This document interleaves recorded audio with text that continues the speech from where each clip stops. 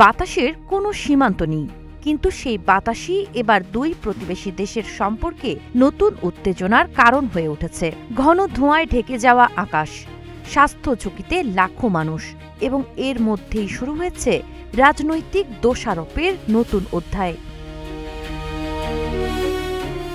কানাডার ভয়াবহ দাবানলের ধোঁয়া যুক্তরাষ্ট্রের মধ্য পশ্চিম ও উত্তর পূর্বাঞ্চলের বিস্তীর্ণ এলাকায় ছড়িয়ে পড়ার পর বিষয়টি নিয়ে কঠোর প্রতিক্রিয়া জানিয়েছেন মার্কিন প্রেসিডেন্ট ডোনাল্ড ট্রাম্প। ট্রুথ সোশ্যালে দেওয়া এক পোস্টে তিনি অভিযোগ করেন, কানাডা তাদের বনভূমির যথাযথ ব্যবস্থাপনা করতে ব্যর্থ হচ্ছে।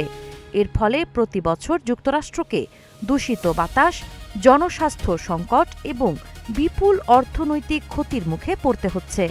ট্রাম্প দাবি করেন, এই পরিস্থিতি মোকাবিলায় যুক্তরাষ্ট্রকে যে বিলিয়ন বিলিয়ন ডলার ব্যয় করতে হচ্ছে, সেই খরচ কানাডার পণ্যের উপর আরোপিত শুল্কের সঙ্গে যুক্ত করা উচিত। তিনি আরও জানান, কানাডার প্রধানমন্ত্রী মার্ক কার্নির সঙ্গে আলোচনা করে এ সংকট মোকাবিলায় কানাডার পরিকল্পনা জানতে চান। জীবন অবাক না করলে কে করবে? 28% মিল্ক ফ্যাটের অবাক করার সাথে ফ্রেশ মিল্ক পাউডার। জীবন অবাক করুক প্রতিদিন। তবে জলবায়ু বিশেষজ্ঞরা ট্রাম্পের বক্তব্যের সঙ্গে একমত নন। তাদের মতে, বৈশ্বিক উষ্ণায়নের কারণে তাপমাত্রা বৃদ্ধি, দীর্ঘস্থায়ী শুষ্ক আবহাওয়া এবং ঝোড়ো বাতাস দাবানলের ঝুঁকি বহুগুণ বাড়িয়ে দিয়েছে। ব্রিটিশ কলাম্বিয়ার থমসন রিভার্স বিশ্ববিদ্যালয়ের অধ্যাপক মাইক ফ্ল্যানিগান বলেন, জলবায়ু পরিবর্তনই এখন বড় ও ভয়াবহ দাবানলের প্রধান কারণ।